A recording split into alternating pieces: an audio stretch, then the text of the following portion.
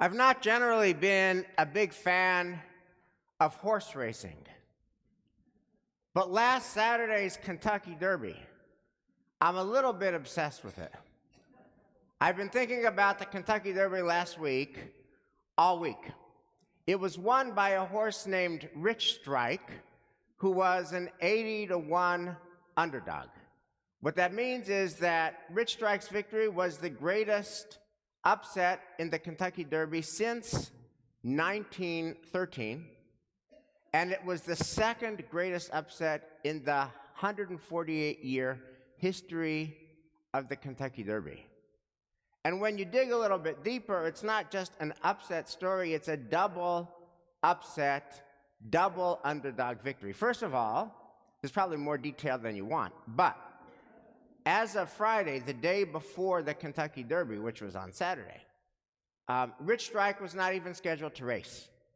Rich Strike was not supposed to be racing, and at the very last minute, another horse scratched, and at the very last minute, Rich Strike was a last-minute entrant, the last horse to enter. And then, if you actually watch the race, it's called the fastest 2 minutes in sports. What's striking about the race in these 2 minutes is that Rich Strike's name is not called until the very end. Most of the race, almost all the race, is a contest between two other horses named Epicenter and Zandon. Now, I am a rabbi. I'm not a horse race announcer. But in the event that you don't actually watch the tape, it sounds something like this. Epicenter and Zandon are stride for stride. Epicenter and Zandon are neck and neck. Epicenter and Zandon round the final corner. Epicenter and Zandon are racing furiously to the finish line. Epicenter and Zandon, Epicenter and Zandon, Epicenter and Zandon, and the winner is Rich Strike. Rich Strike.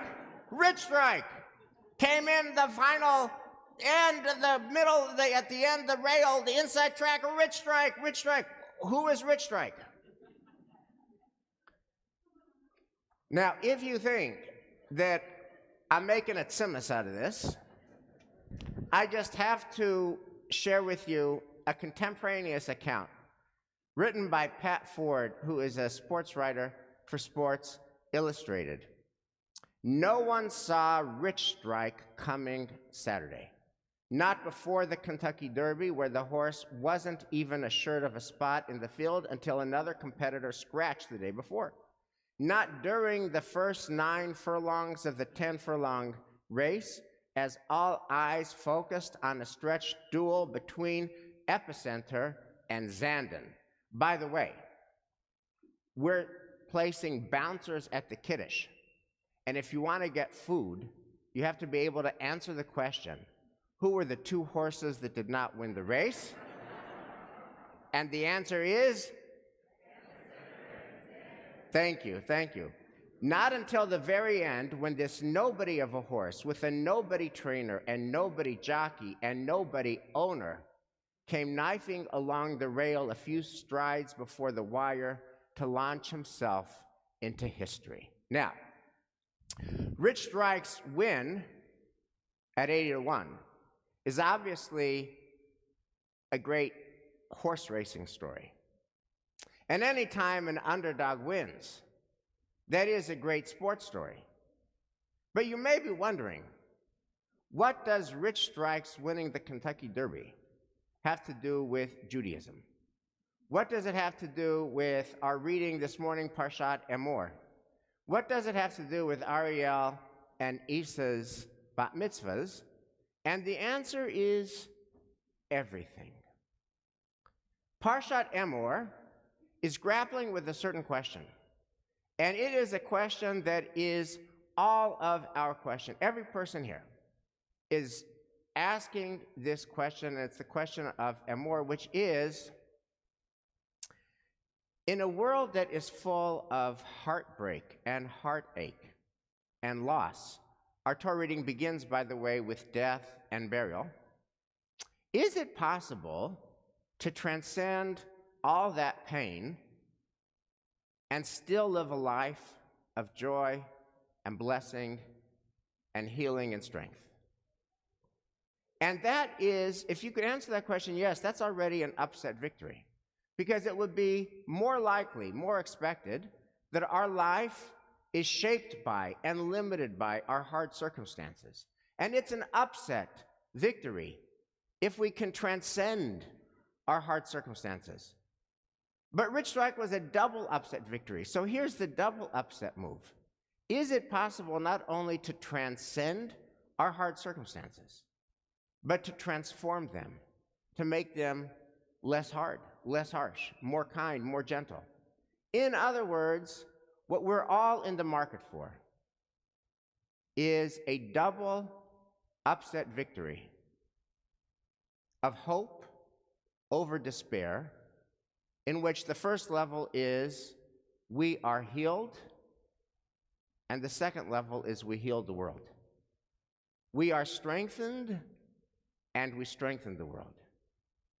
We are blessed, and we bless the world.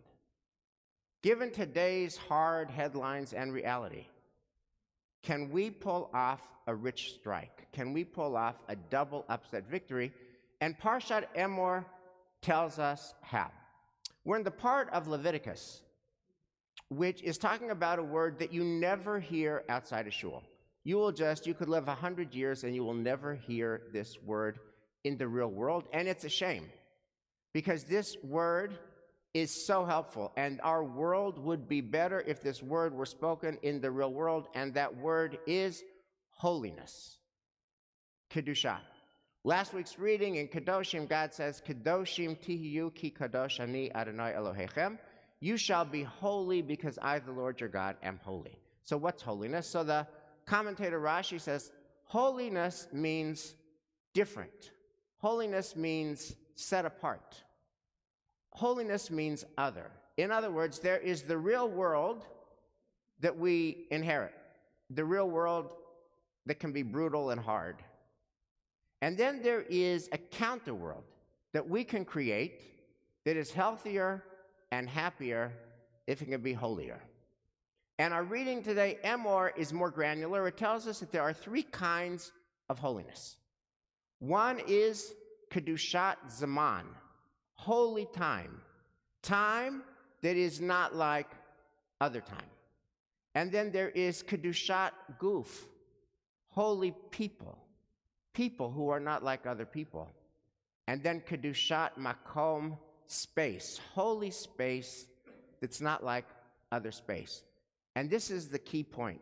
If you remember nothing about what I said, please remember this. What time is holy time? Any time and every time can be holy time. And who are holy people?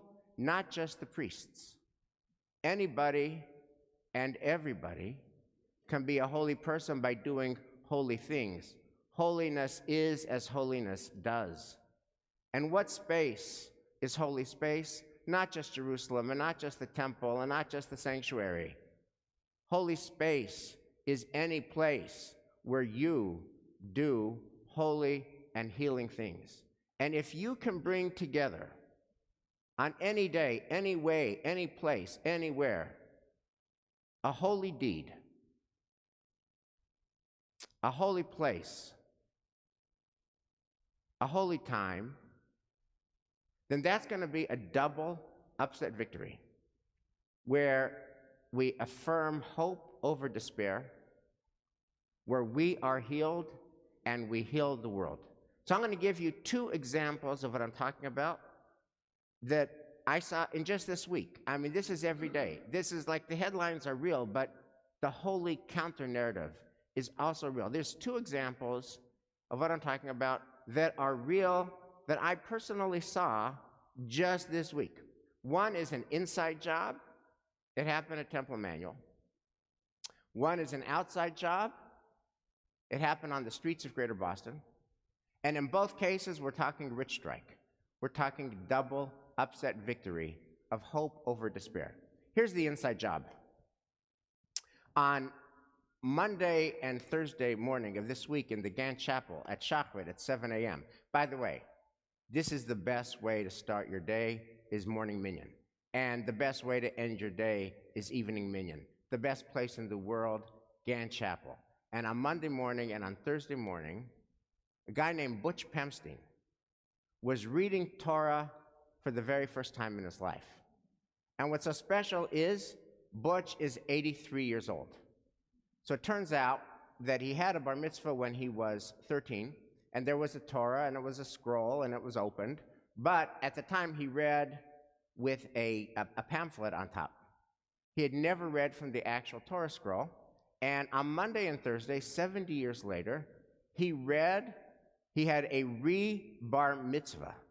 And it was tremendously moving. Ariel and Isa, please note this fact.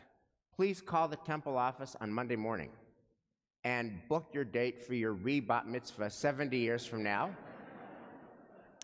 I suspect that if you act now, there should be some broad availability in terms of dates.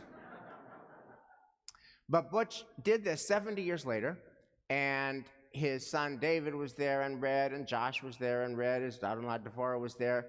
All of that was amazing, and it was beautiful to hear Butch read. But what was really special was just the energy of the kahal. It was an example of learning and growing and stretching and building. And instead of waking up and wallowing in miserable headlines at home and abroad, you just have a clinic of hope that you can see and participate in. That is Rich Strike, inside job. Now Rich Strike, outside job. Last Sunday was Mother's Day. And as you know, Mother's Day can be a complicated day. Let's say your mother has passed away. Let's say your mother was complicated. Let's say you really want to be a mother and you haven't had mazel and you haven't yet been able to be a mother. How are you supposed to be happy on a day that's all about mothers when you have all of this complexity? So there's a woman named Clementina Cherry whose son Louis was killed at the age of 15 by a stray bullet in Dorchester. He was actually on his way to a rally against gun violence, and a stray bullet killed him in 1993 when he was 15. How would Clementina Cherry ever do Mother's Day again? So here's what she did. She created this institution called the Mother's Day Walk for Peace. And it comes straight from Emor, from our reading. She takes holy people, that is, anybody who wants to walk.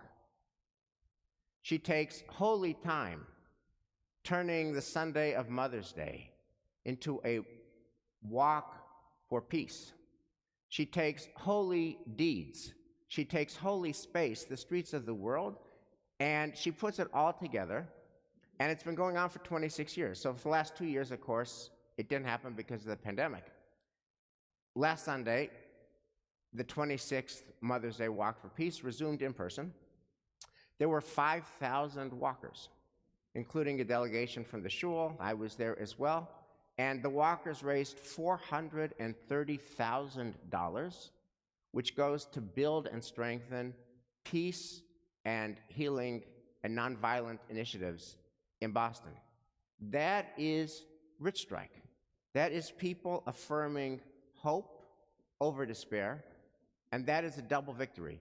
People are healed, and they healed the world. So here's what I want to tell you on the Shabbos after the 148th Kentucky Derby. This double upset victory of affirming hope over despair, this is way too important to leave to horses. The protagonist in this drama has to be every one of us here. Every one of us here has to figure out our answer to what our own version of a re-bar mitzvah looks like, our own version of, at 83, doing something cool and new and learning and growing and stretching. Every one of us here has to figure out our own version of the Mother's Day Walk for Peace. Every one of us here has to figure out our own version of how to put holy people and holy place and holy time together in a way to do holy deeds that lift us up and that lift up the world. It's not easy, it's hard, it's implausible, it's unexpected, it's 80 to 1. But no matter. We have the power of Emor, we have the power of this amazing day, and we have the power of holiness. Let's get it done. Shabbat Shalom.